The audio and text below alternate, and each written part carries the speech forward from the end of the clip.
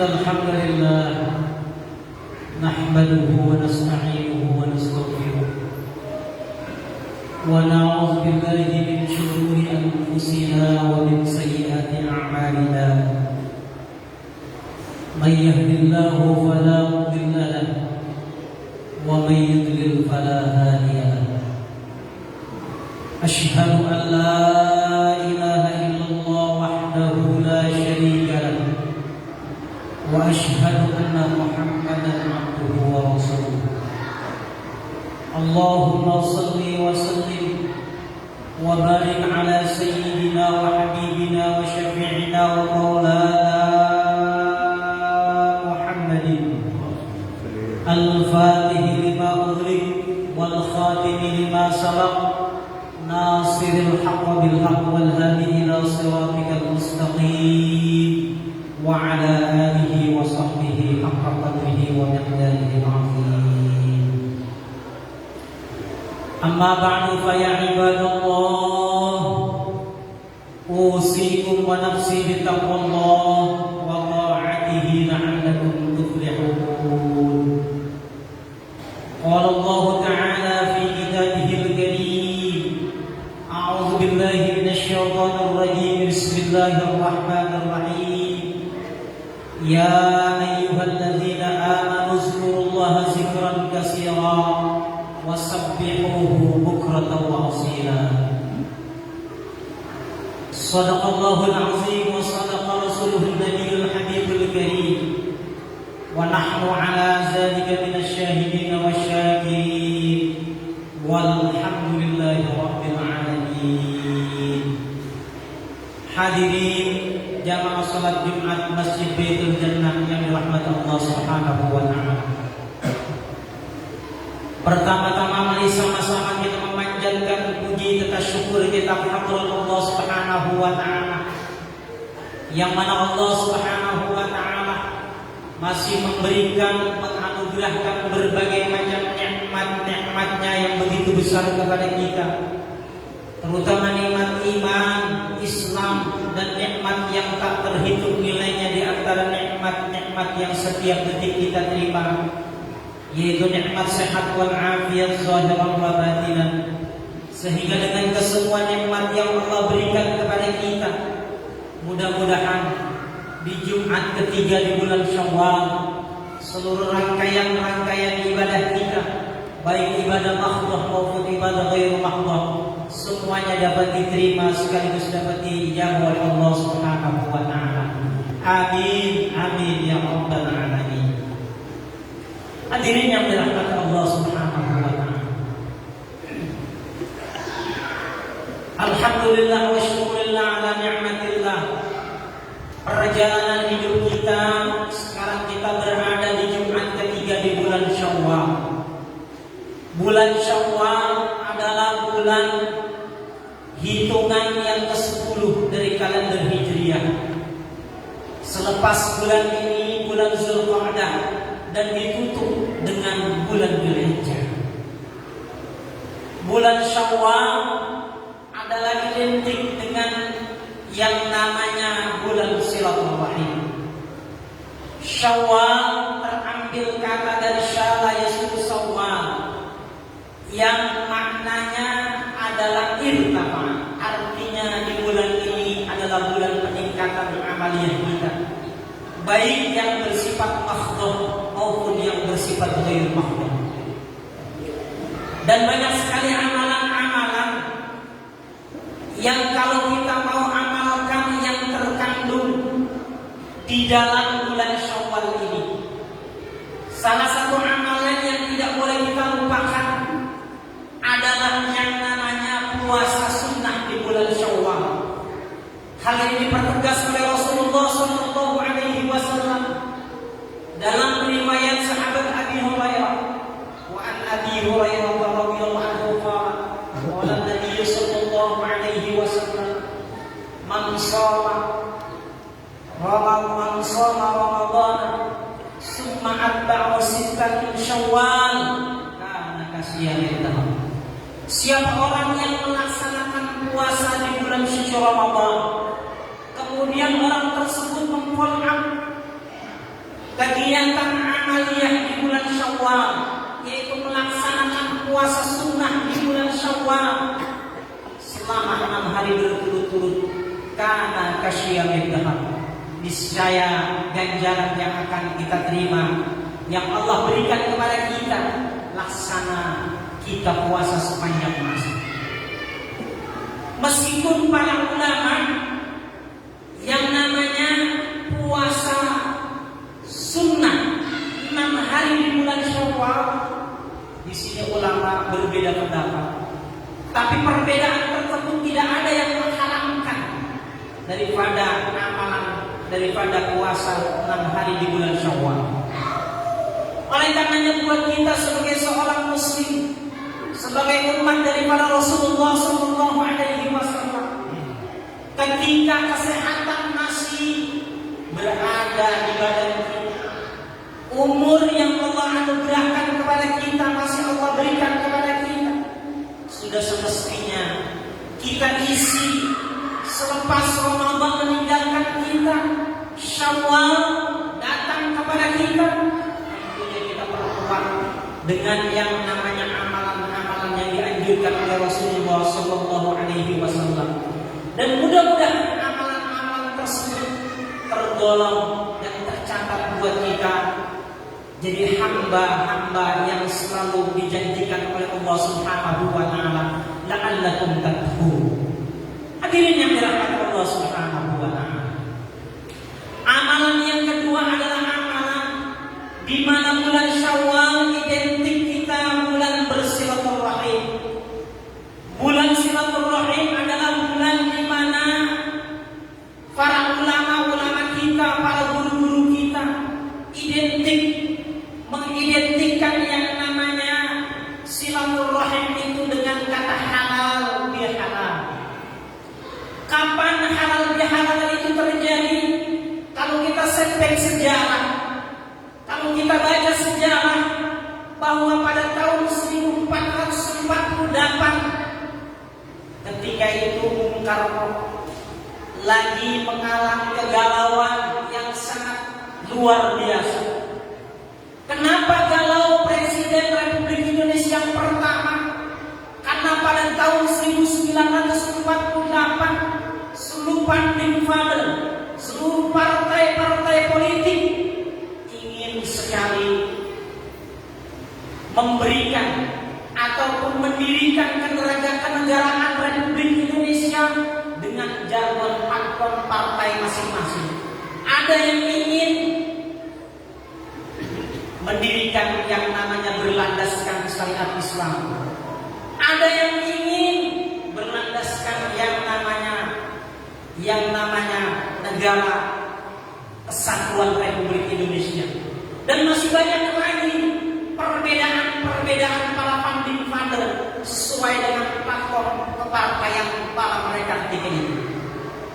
Oleh karenanya ketika itu Presiden Soekarno mengundang salah satu tokoh ulama, salah satu pendiri ormas terbesar Nahdlatul Ulama, yaitu Allahyarham rahmatal abrar, almarhum Kiai Haji Wahid Hasbullah.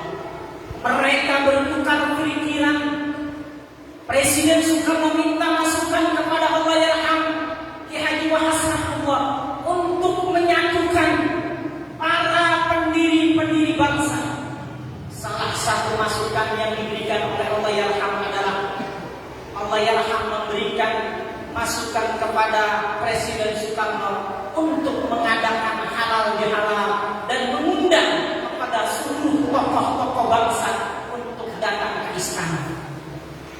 Oleh karenanya ketika itu pada tahun 1948 diundanglah seluruh para tokoh-tokoh bangsa untuk yang namanya mengadakan yang namanya acara halal bihalal selepas kita melaksanakan yang namanya ibadah puasa di bulan suci Ramadan.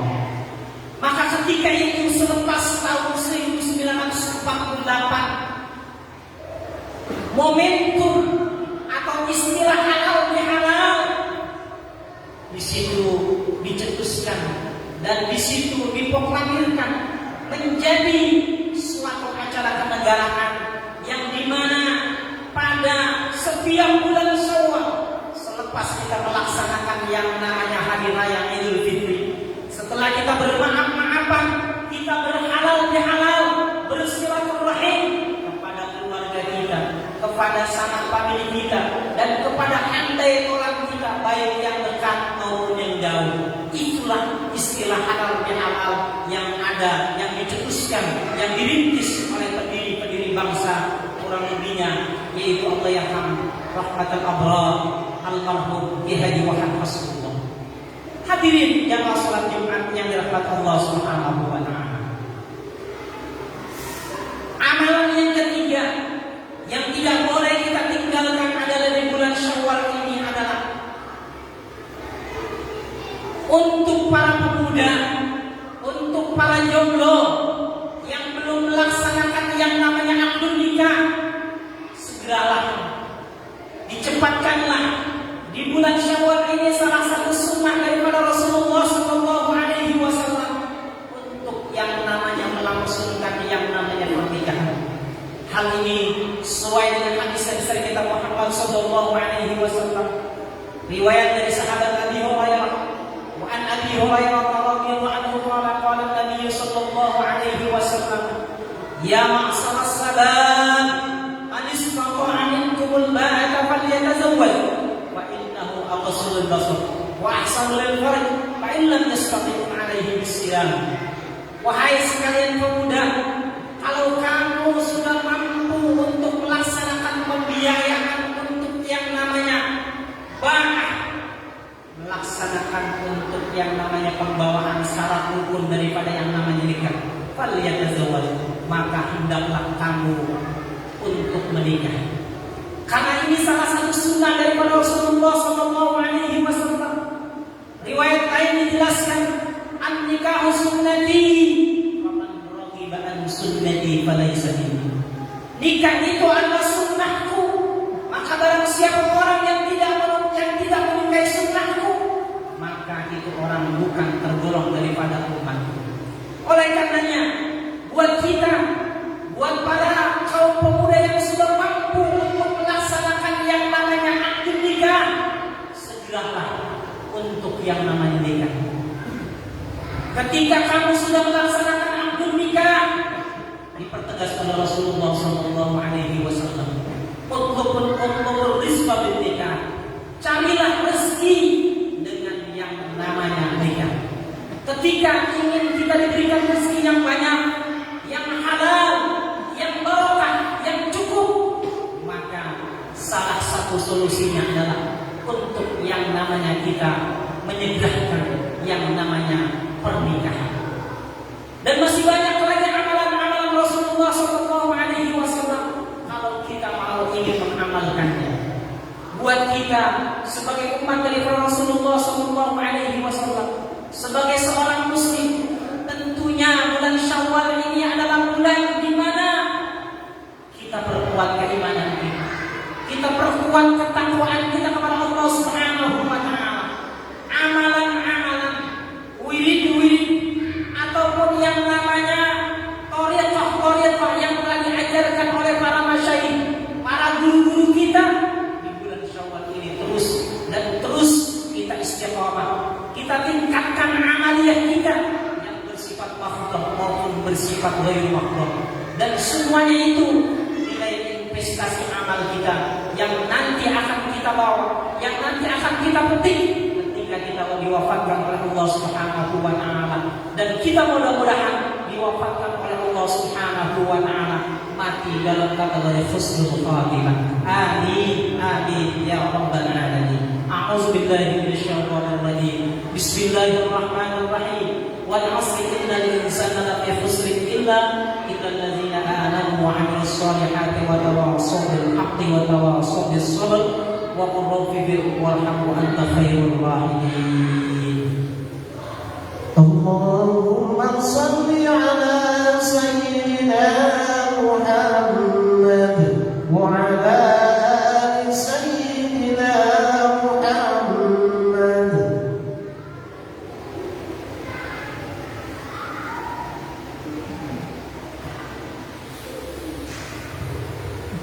Alhamdulillah hamdan katsiran katsiran. Asyhadu an la ilaha illallah wahdahu la syarika lahu irghaman liman jahada bihi wa kafara. Wa asyhadu anna Muhammadan 'abduhu wa rasuluhu wa habibuhu wa khaliluhu sayyidul insi wal bashar. Allahumma shalli wa sallim wa barik ala sayyidina wa habibina wa syafi'ina wa maulana Muhammadin wa ala alihi wa ashabihi wa sallama tasliman katsira. Amma ba'd fa ya ibadallah ittaqullaha wa'lamu anna Allah yuhibbu makarimil umur wa yuhibbu safa'iha yuhibbu min ibadihi an yakunu fi tahmil islami wa imani wa innahu la yahdil qawmal fasiqin. Allahumma shalli wa sallim wa barik ala sayyidina wa habibina wa syafi'ina wa maulana Muhammadin wa ala ali Muhammad kama shallaita wa sallamta wa barakta ala Ibrahim wa ala ali Ibrahim fil alamin innaka Hamidum Majid.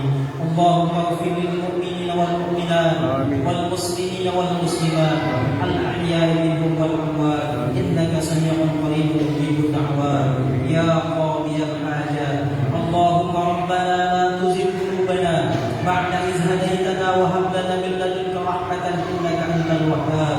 Rabbana la taj'al fi qulubina ghillan lil ladzina amanu rabbana innaka ra'ufur rahim. Rabbana hab lana min azwajina wa dhurriyyatina qurrata a'yun waj'alna lil muttaqina imama. Rabbana atina fid dunya hasanah wa fil akhirati hasanah wa qina azaban nar. Walhamdulillahi rabbil alamin. Ibadallah, Allah ya'muru bil adli wal ihsan wa ita'i dzil qurba wa yanha 'anil fahsya'i wal munkari wal baghi ya'izukum la'allakum tadhakkarun. Fazkurul 'azima yazkurkum waskuruhu